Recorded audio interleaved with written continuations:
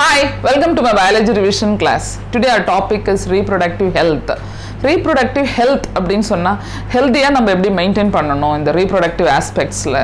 ஏன்னா இதில் நிறைய பிரச்சனை இருக்குது. ப்ரீ ரீப்ரொடக்டிவ் ஆகட்டும், ரீப்ரொடக்டிவ் ஃபேஸில், ஆஃப்டர் ரீப்ரொடக்டிவ் ஃபேஸில் என்ன பிரச்சனை வருது, even ladies will get lot of problem after menopause. இந்த மாதிரி நிறைய விஷயத்தை யோசித்து நம்ம வேர்ல்டு ஹெல்த் ஆர்கனைசேஷன், நம்ம சிம்பிளாக அதை ஹூன்னு சொல்லுவோம், இவங்க ஒரு 4 important aspects are there for reproductive health அப்படின்னு சொல்கிறாங்க. என்னென்னா பார்த்தீங்கன்னா physical, okay, emotional, social and behavioural pattern.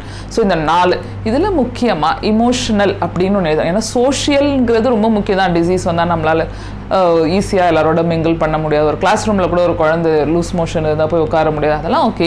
இங்கே இமோஷனல்ங்கிற ஒரு ஆஸ்பெக்ட் முக்கியமாக வருது. ஏன்னா குழந்தை அப்படிங்கிறது, ஒரு பாப்பா வீட்டில் இருக்கிறதுங்கிறது ரொம்பவே ஒரு இமோஷ்னலாக பைண்டான ஒரு மேட்டர். அதனால் அவங்க அந்த ஆஸ்பெக்டையும் யோசிக்கிறாங்க இந்த ரீப்ரொடக்டிவ் ஹெல்த்தில். முதல்ல ஒரு குழந்தை வளர்க்கணுன்னா தாய், அம்மா ரொம்ப ஹெல்த்தியாக இருக்கணும். அந்த ஹெல்த் ஆஸ்பெக்ட்லேயும் இதை யோசிச்சதுன்னா இந்த முக்கியமாக 4 ஆஸ்பெக்டை கொடுத்துருக்காங்க. அப்படியே வந்தீங்கன்னா நம்ம லெசனில் ஒரு பாப்புலேஷனால் என்னென்ன பிரச்சனை இருக்குது, ப்ராப்ளம்ஸ் எவ்வளோ இருக்குது, எப்படி இவ்வளோ பாப்புலேஷன் ரைஸ் ஆகிடுச்சு, இதை எப்படி கண்ட்ரோல் பண்ணுறது, இப்படின்னு ஒரு பக்கம் போயிட்டே இருக்கிற லெசன் கடைசியாக என்ன சொல்லுதுன்னா, குழந்தையே இல்லாதவங்களுக்கு என்ன பண்ணலாம், குழந்தை இல்லாதவங்களுக்கு என்னென்ன ஆல்டர்னேட்டிவ் மெத்தட் இருக்குது அப்படின்னு அந்த ஆஸ்பெக்டையும் இந்த லெசனில் டச் பண்ணியிருக்காங்க.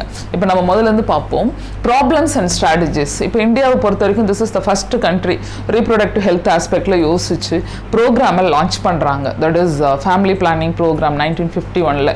அதுவும் இல்லாமல் இப்போது RCHன்னு சொல்லுவோம், reproductive and child health care அப்படின்னு. அது கரண்ட்டாக அப்படி தான் போயிட்டுருக்கு. அந்த சைல்டு ஹெல்த்தும் ரொம்ப முக்கியம், அம்மாவோட ஹெல்த்தும், தாய் சேய் நலம் அப்படின்னு சொல்கிறது முக்கியமாக.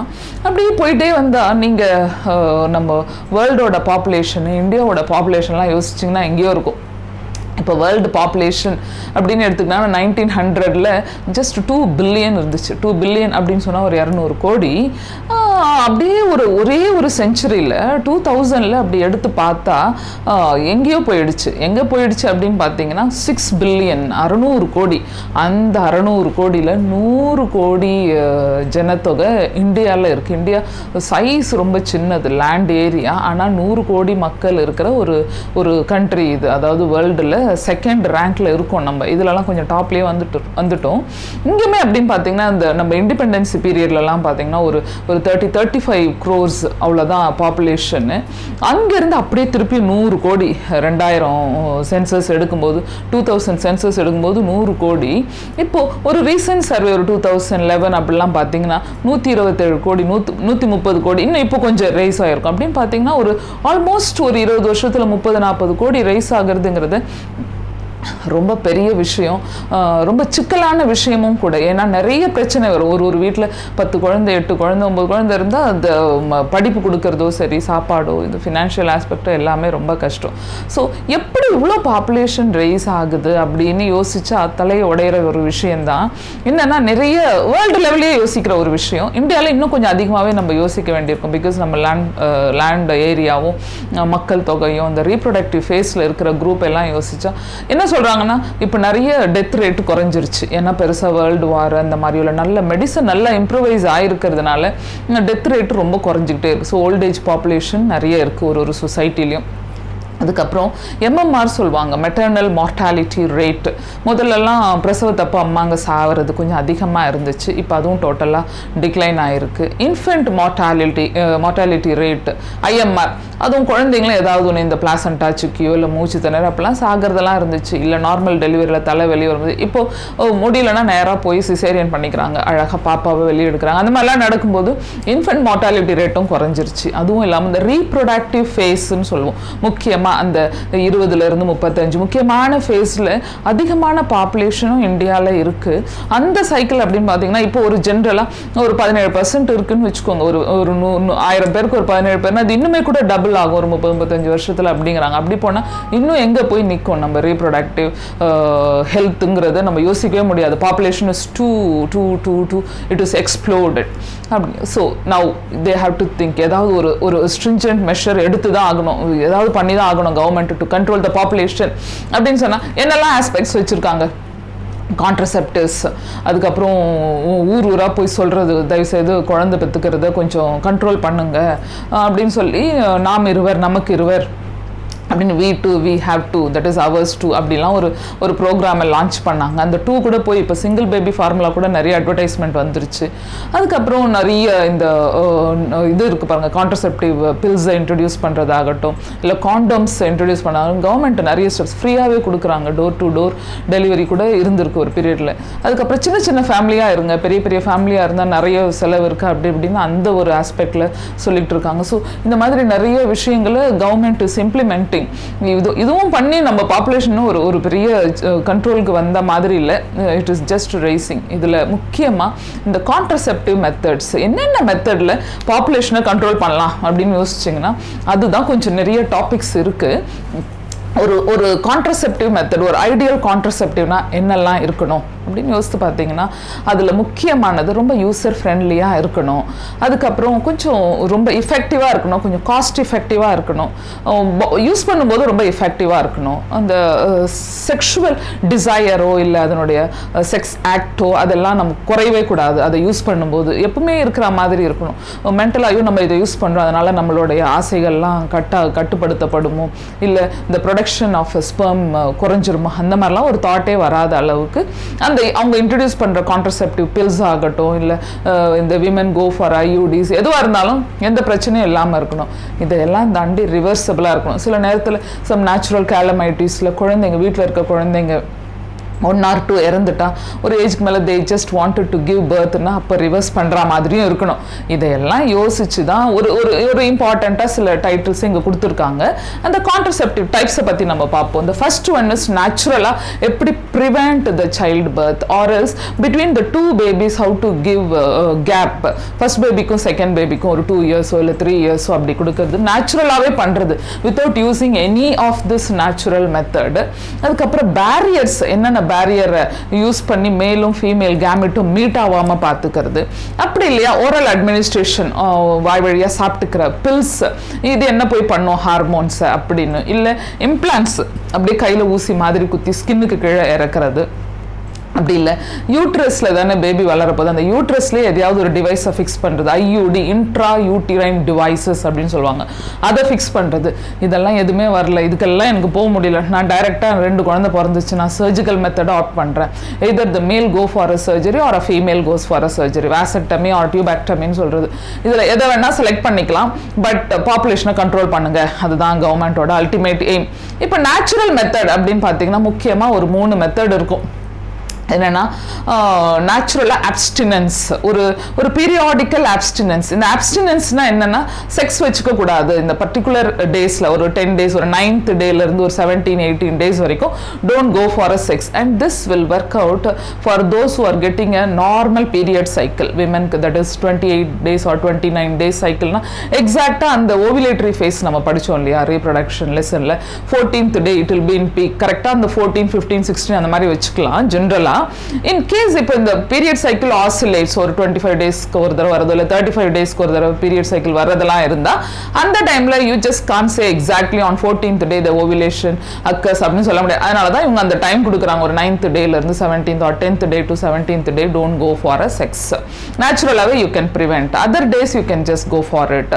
இது வந்து பீரியாடிக்கல் அப்ஸ்டினன்ஸ். அடுத்தது வித்ட்ராயல் பண்ணுறது, அதாவது காய்டஸ் இன்டரப்டஸ். காய்டஸ் வைக்கும்போது தட் இஸ் செக்ஷுவல் இன்டர்கோர்ஸ் பண்ணும்போது you can just enjoy the sex, but don't deposit the sperm into the female vagina. So and the sperm release ஆகிற டைமில் the penis can be taken out and then release the sperm out and the semen will be released outside the body of a female. அது வந்துட்டு the male should think that when he only knows that when it will be discharged, so that that time he is taking the penis out and then released it out. இது வந்துட்டு coitus interruptus னு சொல்லுவோம். தேர்டா lactational amenorrhea. lactational amenorrhea அப்படின்னு சொன்னா இப்போ after giving birth the women secretes milk, lactation நடக்கும். அந்த பீரியட்ல இந்த லாக்டேஷன் ரிலீஸ் ஹார்மோன்ஸ் ப்ரோலாக்டினோ இந்த பிளாசண்டா வந்து லாக்டேஷனை இன்டியூஸ் பண்ணுது. ஸோ இந்த லாக்டேட்டிங் பீரியடில் மதருக்கு வந்து இந்த ஃபாலிக்யூல் ஸ்டிமுலேட்டிங் ஹார்மோன்லாம் கொஞ்சம் கம்மியாக தான் இருக்கும். அந்த பீரியட் சைக்கிளுமே கொஞ்சம் சரியாக வராது. அந்த டைமில் கூட அந்த டைம் வந்து வெரி வெரி வைட்டல். அது அப்படின்னா நீங்கள் மில்க்கு ஃபீட் பண்ணுற டைமை கொஞ்சம் ரொம்ப நாள் பண்ணிங்கன்னா உங்களுக்கு ஃபாலிகுலார் ஃபேஸ் அதெல்லாம் குறையும் போது ப்ரெக்னென்சி வராமல் இருக்கும். இது ஒரு ஜென்ரல் மெத்தடு. ஆனால் இந்த லாக்டேஷன் அமினோரியா வந்து ரொம்ப கரெக்டாக 2 வருஷத்துக்கு 1 வருஷத்துக்கெல்லாம் நடக்கும்னு சொல்ல முடியாது எக்ஸாக்டா. ஒரு 6 மந்த்ஸ்க்கு இது எஃபெக்டிவாக இருக்குது. அதுக்கப்புறம் ஆட்டோமேட்டிக்காக பீரியட் சைக்கிள் வந்து அது அப்படியே திரும்பியும் there is a chance of a pregnancy. இது நேச்சுரலாக நடக்கிறது ஒரு மெத்தட். இப்போ அடுத்த மெத்தடில் ஒரு மெத்தடுக்காக நம்ம வருவோம். இந்த ஏரியா ரொம்ப முக்கியமாக ஒரு எக்ஸாம்பிள் 2 times கொஸ்டினே வந்து 2 questions only from this particular area. So இதுலேருந்து கம்பல்சரியாக 1 or 2 questions வந்துடும். அதனால் கொஞ்சம் ரொம்ப சீரியஸாக படிச்சுக்கோங்க இந்த ஏரியாவை. Barrier methods, there not allowing the male and female gamete to meet. அதுக்கு என்னெல்லாம் பண்ணலாம் அப்படின்னா they've introduced காண்டோம்ஸ். காண்டோம் இன்ஸ்டாலிங் மெஷின் கூட வச்சுருந்தாங்க. காயின் போட்டால் காண்டோம் வரா மாதிரி. மேல் as well as female has got a condom. ரொம்ப பாப்புலர் காண்டோம் கவர்மெண்ட் இன்ட்ரடியூஸ் பண்ணதில் நிரோத். அது இல்லாமல் விமென்க்கு வந்து இந்த செர்விக்கல் கேப்ஸ், டயஃப்ரம், வால்ட், அது மாதிரி குட்டி குட்டியாக இந்த பால் பாட்டிலில் மேலே வரும் ஒரு ரப்பர் குழந்தைங்களுக்கு, அந்த மாதிரிலாம் கூட வந்துருச்சு. அது அப்படியே டைரெக்டாக இன்சர்ட் பண்ணுறதுக்கு பதில் அதில் they can just apply some spermicidal jellies or fluid or cream அதெல்லாம் apply பண்ணி they can just insert it so that the male and female gamete will not meet. That is the semen would be discharged there itself and they can just remove and throw that out. Easily throwable. இது அந்த dispose பண்ணுறது ரொம்ப easy இந்த மெத்தடில். And compulsory. ஆனால் இது என்னென்னா rubber R latex இல்லையா, 2 பேருமே அட் அ டைமில் போட்டால் ஃப்ரிக்ஷன் வரும், பிரச்சனை இருக்கும். So any one of the partner while going for coitus they can use this method, barrier method.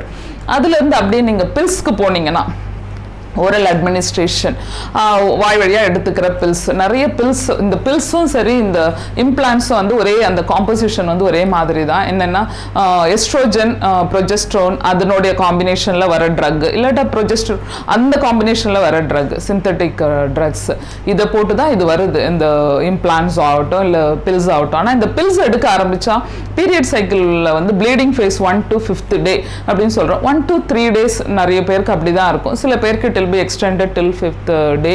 So within the 5th day you will have to start taking the tablet. அப்படியே கண்டினியூஸாக 1 2 3 arrow mark போட்டே வரும். 1ல இருந்து அப்படியே 21 days அப்படியே கண்டினியூஸாக they will have to take. Between நடுவில் ஒரு நாள் கூட விடக்கூடாது. அந்த ஒரு நாள் விட்டுட்டு திடீர்னு when they go for a coitus maybe the problem would be there and that month they'll be conceived and the women conceived அப்படின்னா without knowing that, because conception நடந்து கொஞ்சம் நாள் கழிச்சு தானே, ஒரு 45 days கழிச்சு தான் நமக்கு ரிப்போர்ட் தெரியும். ஸோ மீன்வைல் அவங்க டேப்லெட் எடுத்துருந்தா அதெல்லாம் ரிஸ்க். ஸோ எடுக்க ஆரம்பிச்சா அப்படியே கண்டினியூஸாக 21 days the pill should be taken. இப்போ இதில் இந்த ஒரு இதில் என்னென்னலாம் நடக்கும் அப்படின்னு சொன்னால், இப்போ நீங்கள் பில்ஸ் எடுத்துக்கிட்டா என்ன ஆஸ்பெக்ட், அதுதான் இங்கே முக்கியமான கொஸ்டின். It inhibits ovulation. ஓவிலேஷனே வராமல் பார்த்துக்கோ, அதாவது அந்த ஓவம் வந்து ரிலீஸ் ஆகலை அதை பார்த்துக்குது. அதுக்கப்புறம் implantation. In case if it is fertilized, that they won't go, that is the fertilized egg will not go and hang on the uterine wall, so they don't go and fix into the uterine wall. Adha implantation. அதுக்கப்புறம் alter the mucus இருக்கும், cervical canalல இருக்கிற mucus ஓட குவாலிட்டியை மாத்துறது இந்த வேலை பண்ணுது. அதுக்கப்புறம் இந்த ஸ்பெர்ம் என்ட்ரியை ப்ரிவெண்ட் பண்ணுறது, இல்லாட்டி அதனுடைய மொட்டாலிட்டியை குறைச்சி எதுவோ பண்ணி they don't allow them to, that is male and female gamete will not meet. அதுக்கான ஒரு இதெல்லாம் ஒரு இம்பார்ட்டன்ட். இதில் ரொம்ப முக்கியமாக ரொம்ப காமனாக இப்போ வர்றது வந்து சாஹிலி once a week pill அப்படின்னு சொல்லுவாங்க. இது வந்துட்டு central drug research institute Lucknow they introduced it. இதில் சைடு எஃபெக்டே இல்லை 100% அப்படின்னு சொல்ல முடியாது. ரொம்ப கம்மியான சைடு எஃபெக்ட், இல்லாட்டி ரொம்ப இல்லைன்ற மாதிரி. ஆனால் மற்ற when compared to other pills இதனுடைய சைடு எஃபெக்ட்ஸ் ரொம்ப ரொம்ப கம்மி. So people prefer this Saheli about pills. இம்ப்ளான்ஸ்லேயும் அப்படி தான். இம்ப்ளான்ஸில் இன்னொரு பெரிய அட்வான்டேஜ் என்னென்னா, ஒரு காய்டஸ் வச்சு அதே காம்போசிஷன் தான் எஸ்ட்ரோஜன் ஆர் ப்ரோஜெஸ்ட்ரோன் அந்த காம்போசிஷனில் வர்றது. இப்போ நீங்கள் ஒரு காய்டஸ் வச்சுட்டு ஒரு 72 ஹவர்ஸ்க்குள்ளே they can just go for this implants கையில் under the skin when they insert it, and that will be mixing, the hormone will be mixed into the bloodstream and it will stop arrest the meeting of male and female gamete. இதில் ரொம்ப விசேஷம், இது வந்து ஒரு எமர்ஜென்சிக்கு use பண்ணுற ஒரு method. எப்படின்னா ரேப் விக்டிம்ஸ்லாம் இருக்காங்க, அவங்களுக்கு அந்த ரேப்பால் ப்ரெக்னென்சி வந்து அந்த குழந்தை பின்னாடி சொசைட்டியில் அசிங்கப்படாமல் இருக்கிறதுக்கு இது ரொம்ப ரொம்ப யூஸ்ஃபுல். அதனால் one of the best method for to prevent the pregnancy for rape victims. And also sometimes premarital செக்ஸில் in case if they go for it and they'll have a kind of emotional imbalance, whether if I get pregnant what will happen. In that case they can go for this option, implants. அடுத்ததா intrauterine devices, IUDs அப்படின்னு ஜென்ரலாக சொல்கிறோம். இந்த ஐயூடிஸில் வந்து ஒரு 3 type இருக்கும். ஒன்று வந்து நான் மெடிக்கேட்டட், மெடிசனே இல்லை ஒரு டைப்பு. இன்னொன்று வந்து காப்பர் ரிலீஸிங்கு, அந்த காப்பர் டீ அந்த மாதிரி. நம்ம தேர்ட் வந்து ஹார்மோன் மிக்ஸ்டாக வர்றது. ஸோ இந்த 3 டைப்பில் இருந்து கொஷின்ஸ் கம்பல்சரியாக வந்துகிட்டே இருக்குது. இதில் நான் மெடிக்கேட்டடில் லிப்பீஸ் லூப்பு, காப்பர் ரிலீஸிங்கில் copper T, copper 7 and Multiload 375 அப்படின்னு சொல்லிட்டு, ஹார்மோனலில் ப்ரோஜெஸ்டைட்டின் அப்படின்னு போடுறாங்க. ஸோ இந்த 3த்தில் இது என்ன முக்கியமான வேலை பண்ணுது, அந்த வேலை கொடுத்து அந்த பர்டிகுலர் ஐட்டமை கொடுத்துருப்பாங்க. இங்கே நான் எழுதியிருக்கேன் Lippes loop increase the phagocytosis of sperm. ஃபேகோசைட்டோசிஸ்னா கில்லிங், ஸ்பெர்ம் இஸ் கில்டு, அது போடுறோம். இன்கேஸ் இப்போ காப்பர் டீ அப்படின்னு காப்பர் டீயோ இல்லை காப்பர் 7 இல்லை அந்த உங்களுக்கு அடுத்த டைப் மல்டிலோடு இதெல்லாம் போடும்போது என்ன நடக்குன்னா மொட்டைலிட்டி இஸ் டிஸ்டர்ப்ட். அது ரொம்ப முக்கியம். Sperm motility is completely suppressed. And then அந்த ஸ்பெர்முக்குன்னு ஒரு ஃபெர்டிலைசிங் கெப்பாசிட்டி இருக்கும் to go and penetrate in to the ovum, அந்த ஆக்ரோசோம் கண்டென்ட் அது எல்லாத்தையும் அப்படியே சப்ரெஸ் பண்ணுறதுக்கு இந்த காப்பர் வந்து ரிலீஸ் ஆகுது யூட்ரஸில். That will be avoiding the sperm to reach the egg. So this is about this. இந்த இடத்துல இங்கே பார்த்தீங்கன்னா திஸ் progestat will be அந்த uterus டோட்டலா it will not make the uterus to fix or viable for the implantation. அந்த uterine wallவே implantationக்கு இல்லாத மாதிரி மாற்றி விட்டுரும். ஸோ இந்த area is very important for IUDs. ஆனால் இங்கே என்ன நடக்கும் அப்படின்னு பார்த்தீங்கன்னா, இதில் நிறைய ப்ளீடிங் இருக்கிறவங்களுக்கு, சில பேர் நிறைய ப்ளீட் பண்ணுவாங்க ப்ளீடிங் சைக்கிளில், அவங்களுக்கு இதை ப்ரிஃபர் பண்ணுறது இல்லை. ஆனால் this is one of the very effective method for delaying the pregnancy. Immediately after marriage they don't want to give birth அப்படிலாம் பார்த்தீங்கன்னா இந்த பில்ஸ்க்கு போகலாம். அப்படி இல்லைன்னா they just go for this ஒரு 2 years. அதுவும் 2 குழந்தைங்களுக்கு கேப் கொடுக்கணும், ஃபர்ஸ்ட் குழந்தைக்கும் செகண்ட் குழந்தைக்கும் அப்படின்னு சொன்னால் this is the very effective method. அதனால் இந்த டிலேயிங் த ப்ரெக்னென்சி ஆகட்டும், கேப்புக்கும் இது யூஸ்ஃபுல். அண்ட் இது ஈஸிலி ரிவர்சபிள். அந்த காப்பர் டீயை எடுத்துடலாம், intrauterine டிவைஸை எடுத்துட்டு they can just go for the next baby in case if they opt for it. இதெல்லாம் தாண்டி the last method, surgical method. surgical methodல கம்பல்சரியா when there won't be a pregnancy அதில் ஒரு 100% guarantee கொடுக்கலாம். ஆனால் என்னன்னா இதில் அந்த ரிவர்சபிலிட்டி, இன்கேஸ் 2 குழந்தையோ இல்லை ஒரு குழந்தைக்கு ஏதோ ஆயிடுச்சு, some problem, the parent wish to go for the next baby na anga koncham edikira matter romba poor reversibility for the surgical method.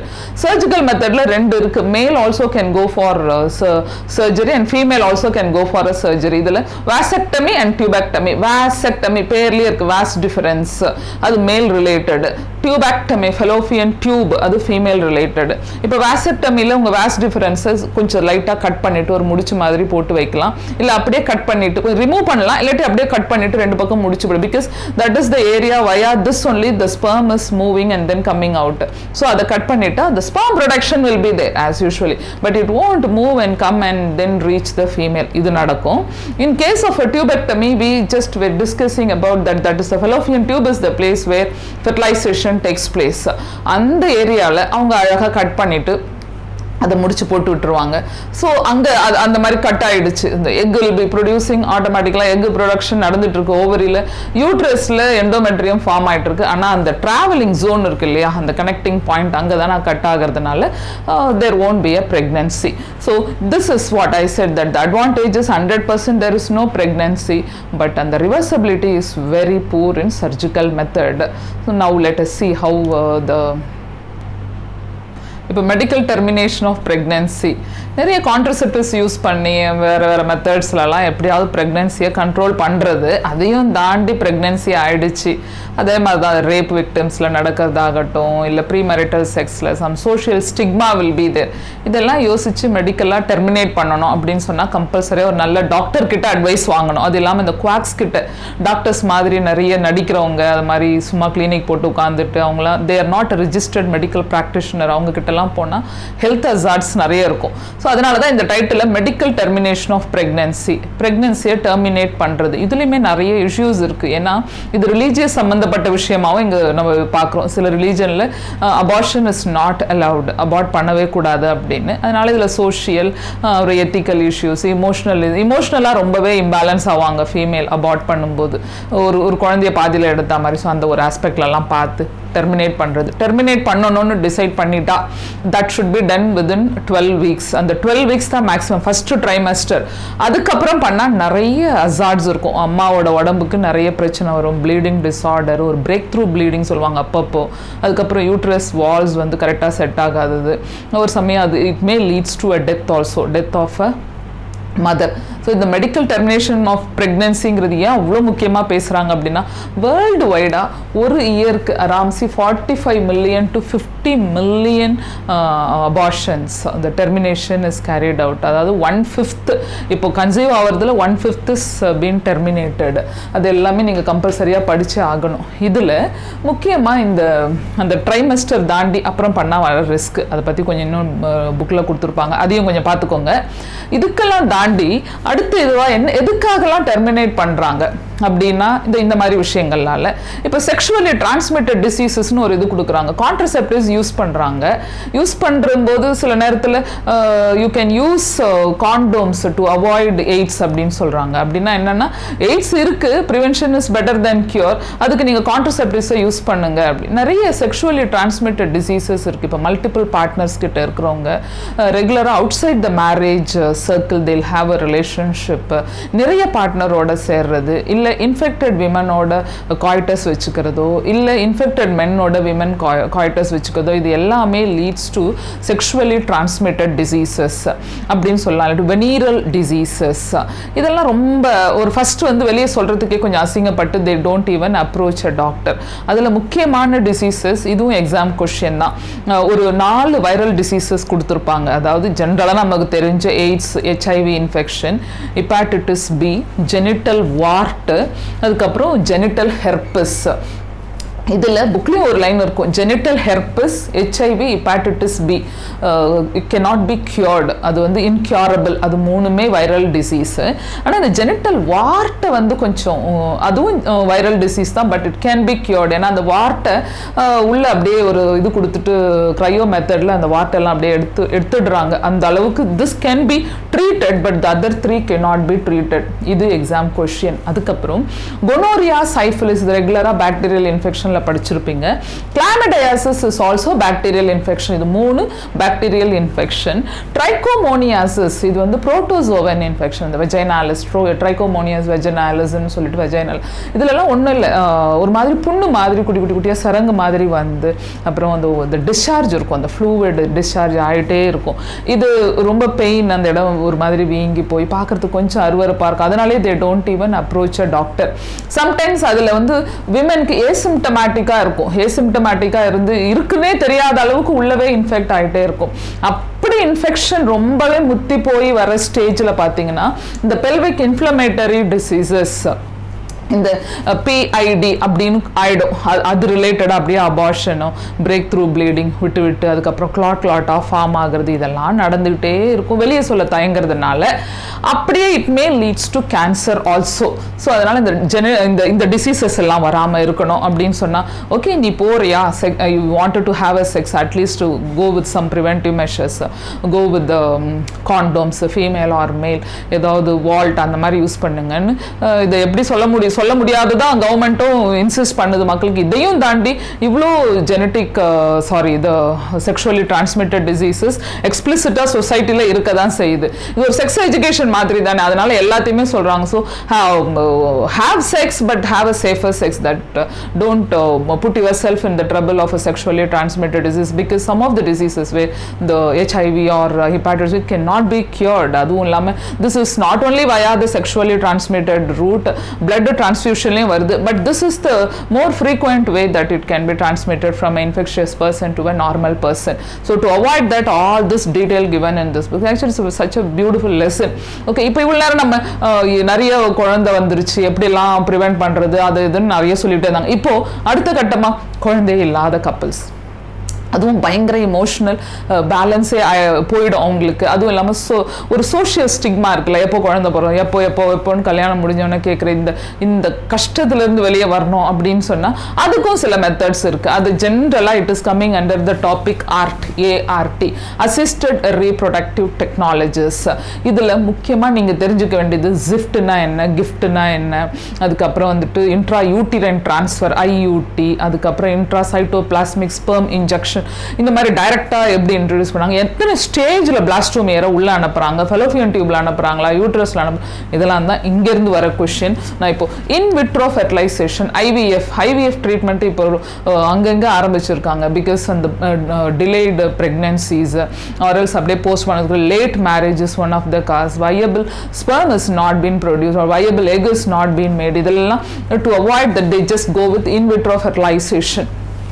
இன்விட்ரோனா வெளியில், விட்ரோனா கிளாஸ் வெளியில் பாடிக்கு வெளியில் ரெடி பண்ணி அதுக்கப்புறம் பாடிக்கு உள்ள அந்த பிளாஸ்டோமியாஸ் 8 செல் ஸ்டேஜ்லையோ இல்லை 16 செல் ஸ்டேஜ்லையோ இல்லை எம்ப்ரியோ ஸ்டேஜ் அப்படியே உள்ளே அனுப்பி அதுக்கப்புறம் அது இம்ப்ளான்டேஷன் நடக்கிறது. அதுதான் எம்ப்ரியோ டிரான்ஸ்ஃபர் சொல்கிறோம், ET. And this is on the whole test tube baby. Test tube பேபினா முழுக்க பேபியை டெஸ்ட் டியூப்ல ரெடி பண்ணுறதுலாம் இல்லை. அது ஒரு ஸ்டேஜுக்கு மேலே டெஸ்ட் ஆயிடுச்சு. yesterday we were discussing that the placenta connection should be there between fetus and the maternal uterine. அது போய் இம்ப்ளான்ட் ஆகணும், அந்த ஸ்டேஜுக்கு வரதுக்கு முன்னாடி ரெடி பண்ணி உள்ள அனுப்புறது, that is the in vitro fertilisation.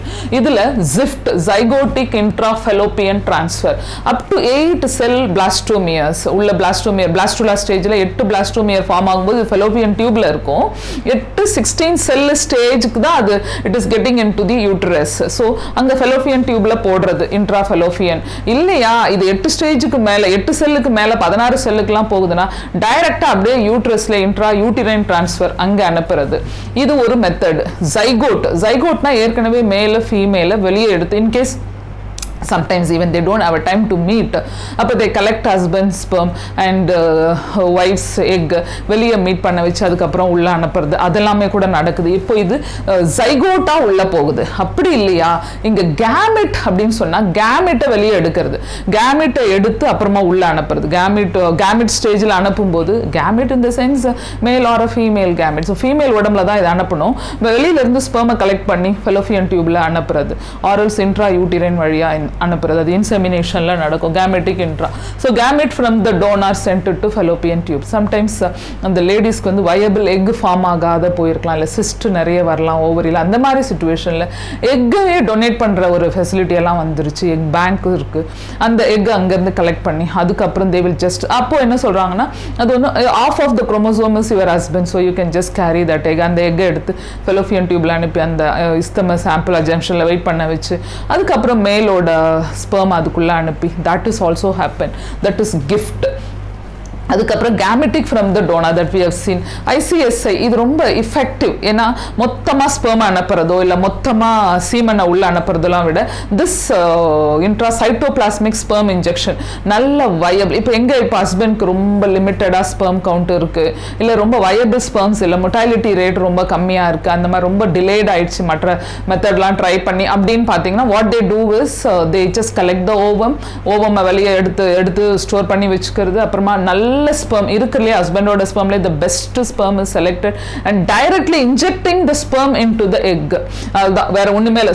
சீமனை ஊற்றி அதெல்லாம் இல்லை, டைரக்டா ஒரு ஸ்பெர்ம் எடுத்து எக்ல அப்படியே இன்ஜெக்ட் பண்ணி இப்போ இது ரெண்டும் மீட் ஆயிடுது ஜைகோட். அதுக்கப்புறம் they just proceed with zygotic intrafallopian transfer. அந்த பக்கம் அந்த ஸ்டேஜுக்கு போறது. அதே கூட 8 செல் ஸ்டேஜ் வரைக்கும் வச்சிருந்து பார்க்கறது, இல்ல 16 செல் ஸ்டேஜ் வரைக்கும் வந்து அதுக்கப்புறம் யூட்ரஸ்குள்ள டைரக்டா அனுப்பி அதுக்கப்புறம் it can be lodged, it is fixed into the uterine wall. That has been done. அதை தாண்டி அதுக்கப்புறம் ஆர்டிஃபிஷியல் இன்செமினேஷன். இது கொஞ்சம் ஓல்டு டெக்னிக்காவே ஆயிடுச்சு இன்னைக்கு தேதிக்கு. எப்படின்னா இங்கே ஸ்பெர்ம்லாம் இல்லை, சீமனையே கலெக்ட் பண்ணுறது. ஹஸ்பண்ட் கிட்ட இருந்து சீமனை கலெக்ட் பண்ணி விமென்க்கு sometimes the body temperature of female and other factors are இமோஷனலாக இல்லை மென்டலாக they're not fit for going for a coitus அப்படின்னா they just collect the semen from a husband. அந்த ஹஸ்பண்டோட ஸ்பெர்ம் வயபிளா இல்லைன்னா the third person semen also can be. It all with the concern of a husband and wife. Just like that they can not two.